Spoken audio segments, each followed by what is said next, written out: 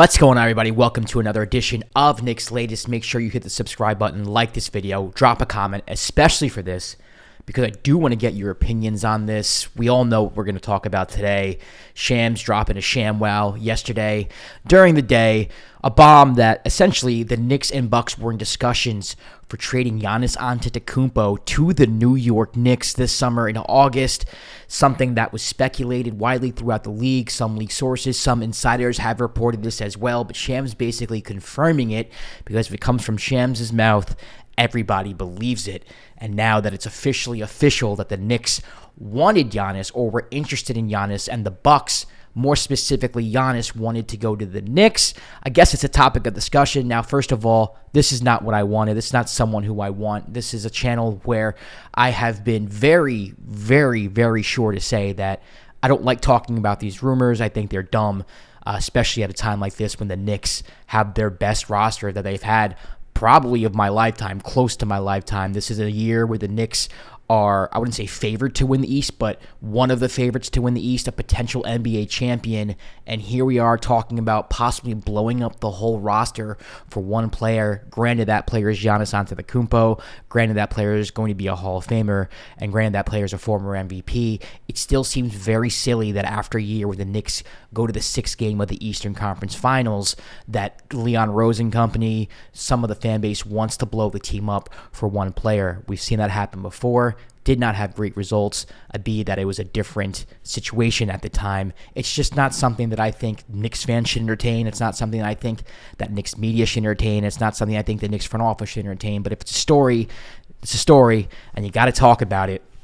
And apparently, Giannis doesn't necessarily want out of Milwaukee, but if he were to leave Milwaukee, his only choice would be New York. It would be the Knicks. It does make a lot of sense for Giannis. I mean, from a marketing standpoint, it's everything we say about New York, right? Why would people want to come to play in New York? Well, it's the biggest stage in the country. You're playing basketball at the Mecca, which would people say about the Madison Square Garden.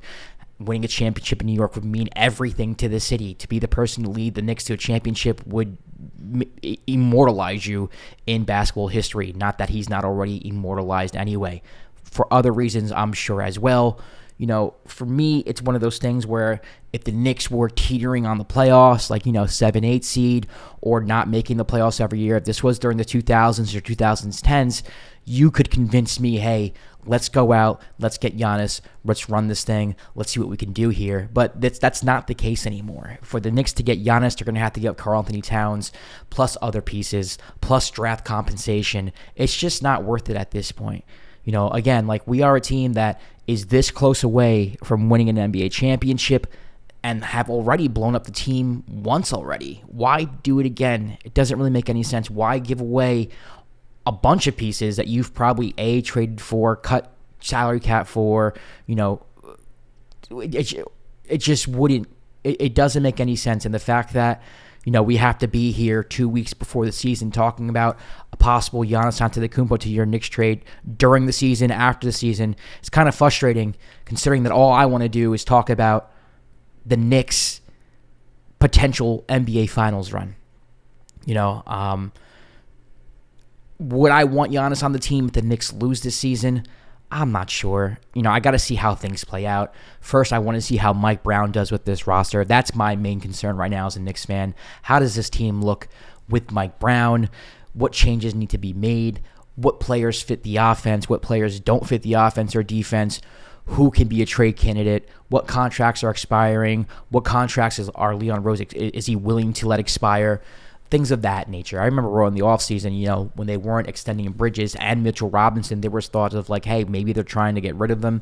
Is there a reason why Mitch has not been extended? Is there a reason why there's talks of Deuce not being extended? Granted, those two contracts don't make up a whole salary for Giannis Antetokounmpo, but as you can see where I'm going, maybe they become pieces later on in a deal. So, there's a lot of things going on within the Knicks universe for a team that's not even in the regular season right now. I just want to bring the focus back to the Knicks possibly winning an NBA championship, possibly going to the NBA Finals, and heading into a season that is the most anticipated season, honestly, of my adult lifetime, since the 90s. I was a teenager in the 90s. It's been a really long time since I could look forward to a season like this, and I don't want it to be clouded by Giannis Antetokounmpo rumors. He's not coming. He's not coming right now, at least. He's not going to come at the deadline. He's maybe at the end of the year.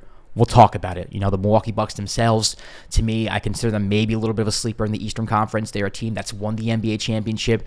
Now they're a little different, but they still have Giannis. They retooled in the offseason. They got Miles Turner from the Pacers. So them themselves, if I'm a Bucks fan too, it's like, why are we talking about this? We have a chance to upset a few teams in the East. It's a weak year. It's a down year. Why not us? I wish we would just stay on focus with that. But it is very interesting, to hear that the Knicks did throw some offers at the Bucks in August, and the Bucks turned them down, or, it wasn't serious offers, but just kind of talking. And it's just interesting how you would blow up the team again with a new head coach to bring in one player. Because now you got to revamp the bench again. You're going to have to, because you're going to have to give up a lot to get him anyway. You're going to have to revamp the bench. You're going to have to start all over. It just defeats everything that you've done the past 2-3 years. I know he's Giannis. We don't know how he would work with Jalen Brunson. Him and Dame didn't have the connection that people thought he had.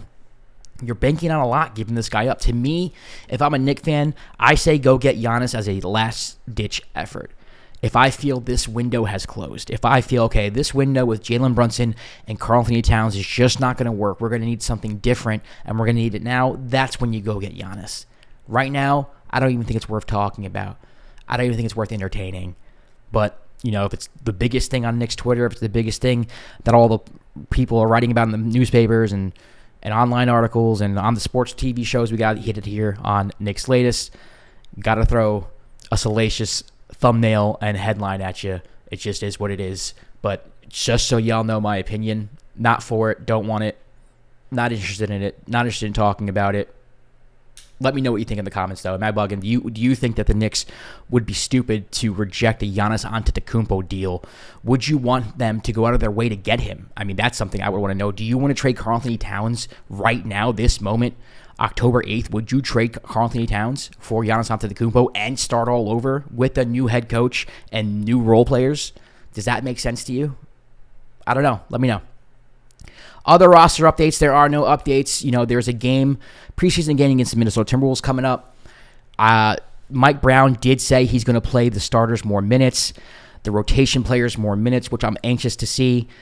At the end of the day, I do think that right now it's between Malcolm Brogdon, Landry Shamet, and Garrison Matthews for that final roster spot. Also expect the Knicks to make a trade, maybe Dottie or Kolek, to free up another roster spot.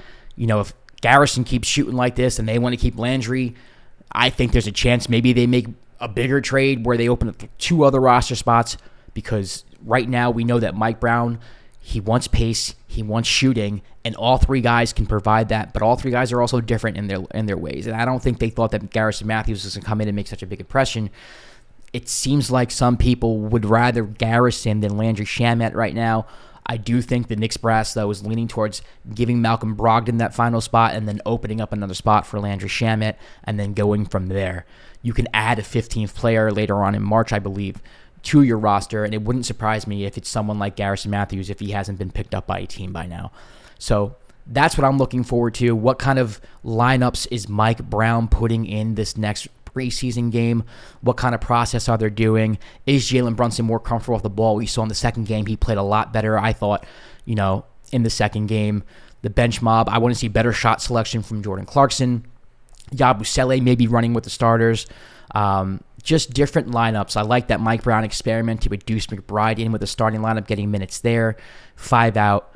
It's going to be interesting to see how he works back Josh Hart. I don't know if he's going to play in this preseason game, but what does that look like? So to me, with the rotation players getting more minutes, I think you're going to see a more solidified version of what this New York Knicks team is going to look like to start the season, as far as lineups, as far as rotations, and then we'll go from there.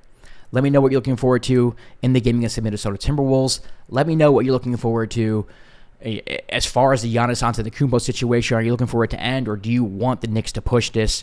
Make sure you subscribe. Like I said, We are building a community here of New York Knicks fans going into the most anticipated season in New York Knicks history, or one of the most anticipated seasons in New York Knicks history, certainly of my lifetime. Want to build a community of Knicks fans who are enthusiastic but objective about the team. I do take your comments. I do use them for content, as you will see in future episodes. And if you've been around, you've seen in past episodes. So make sure you drop a comment. Let me know what you think below, and we'll talk tomorrow. See you for another episode of Knicks Latest. Peace.